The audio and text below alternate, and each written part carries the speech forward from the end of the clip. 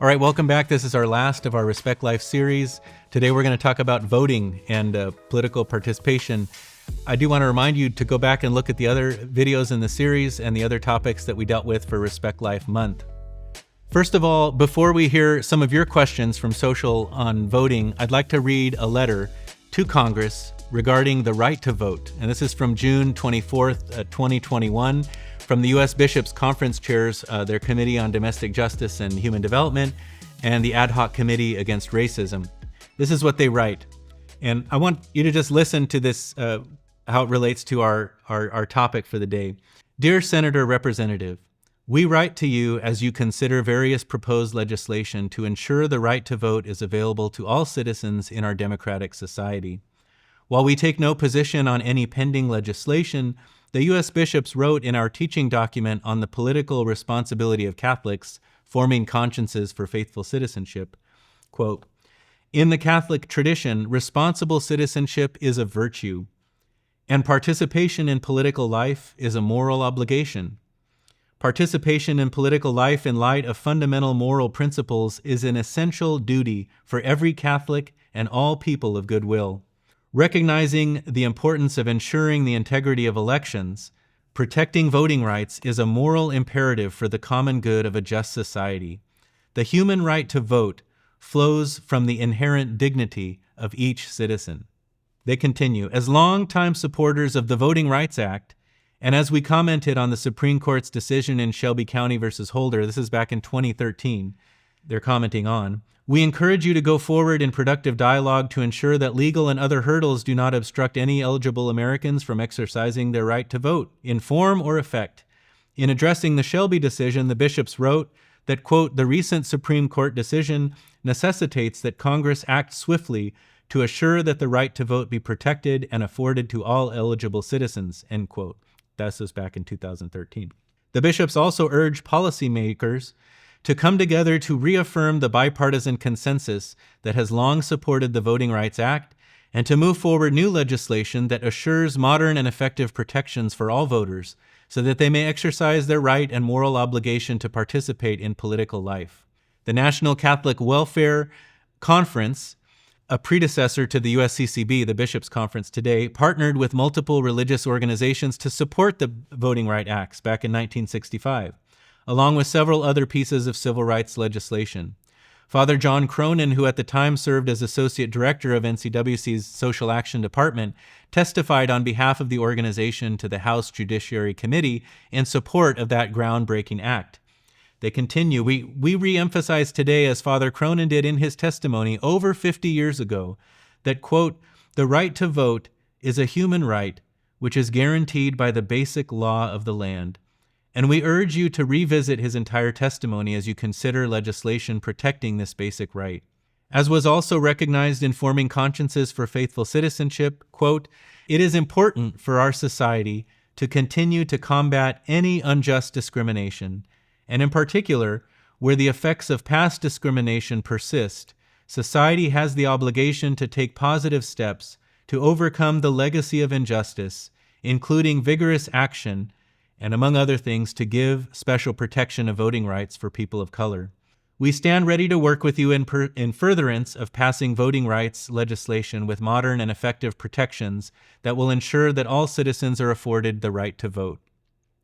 Now, I mentioned that letter because right now, as you know, there's a lot of polarization in our society. There's a lot of debate about voting rights, about election integrity, coming from different angles of the different parts of the political perspective. And I want us to know that our bishops are invested in this question of democracy and of the importance of our full participation in that process. So I want to add that when you are used to being in control, democracy or voting can be tools of control and opportunities for exclusion. In fact, they can easily become idols in that we have granted them, right, this power to make the world turn out the way that some of us need them to be, want them to be, hope for them to be, right?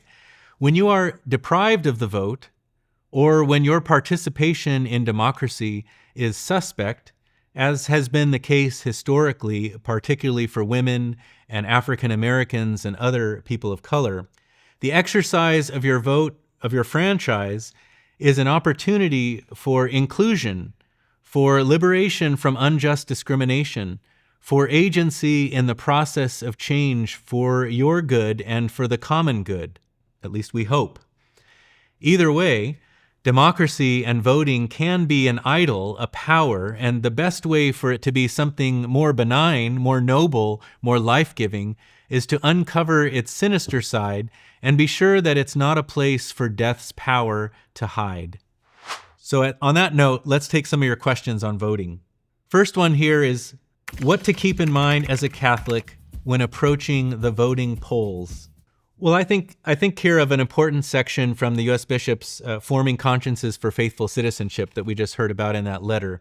And so I'm going to read from sections 37 and 38 because I think it's very helpful. The bishops write, in making these decisions related to voting for candidates especially, it is essential for Catholics to be guided by a well-formed conscience that recognizes that all issues do not carry the same moral weight, and that the moral obligation to oppose policies promoting intrinsically evil acts has a special claim on our consciences and our actions. Now, we had talked about intrinsically evil acts in one of our other episodes in this series. These decisions, they continue, should take into account a candidate's commitments, character, integrity, and ability to influence a given issue.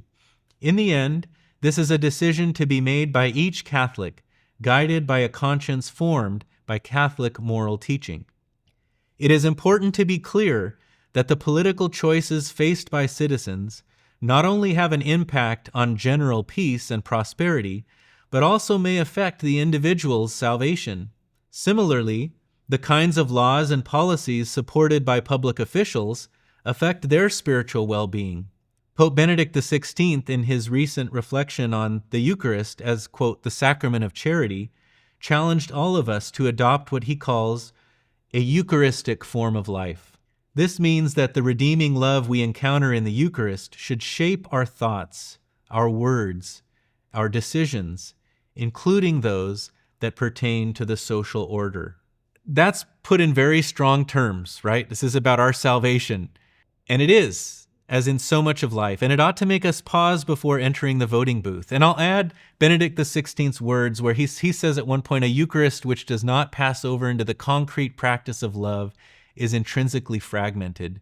We cannot decide to vote our own way for our own self-interest or for a single issue or for a small set of issues and ignore the demands of justice, virtue and character, solidarity with the poor, the vulnerable and the marginalized, with a central focus on human dignity, subsidiarity, and the common good, right? Those four essential principles. We are what we eat, the body of Christ. And what we eat ought to be what and how we are. Here's another question. What guidance does the Church offer for Catholics who find themselves conflicted by political candidates or parties that don't fully align with Church teachings? If you're not conflicted, you're not paying attention, right? Neither major candidate or political party fully aligns with Church teachings. So I want to read from the Faithful Citizenship document the U.S. bishops say in 36. When all candidates hold a position that promotes an intrinsically evil act, the conscientious voter faces a dilemma. The voter may decide to take the extraordinary step of not voting for any candidate, or after careful deliberation may decide to vote for the candidate deemed less likely to advance such a morally flawed position, and more likely to pursue other authentic goods. So third-party candidates certainly merit a consideration. Abstaining from voting is an option, and voting in such a way that we're not supporting the promotion of an intrinsically evil acts, but rather pursuing authentic human goods in keeping with our core principles, right? Human dignity, solidarity, subsidiarity, and the common good. Those are all options for us. There is freedom in choosing what is good, and we need to remember that. Sometimes in these situations, even in the Catholic community, we can be tempted to coerce one another into voting a particular way, even, God forbid, with threats of hell. And that surely qualifies or is on the border of the intrinsic evil of attempts at coercion of the spirit. And which we were told is a disgrace and a negation of the honor due to our Creator. So we need to be cognizant of that and look at the freedom we have really to choose what is good and to do our very best at that with a good conscience. I'd like to encourage you, for more resources, to go, especially in California, to go to our California election resources at cacatholic.org/vote. Finally, remember that faithful citizenship is about more than just voting. It's about loving God and loving neighbor, doing the works of mercy, charity, and justice, those 2 feet of love in action, right? Being the people of God, meeting the Spirit of Christ, and receiving the grace of God in the sacraments and in the poor, and witnessing to a better hope, the future of God's love. Ultimately, remember, our citizenship is in heaven. Thank you so much for joining us for this series on Respect Life. If you missed any of the other ones, you can find them all on our social and YouTube page for the Diocese of Orange. Take care. God bless.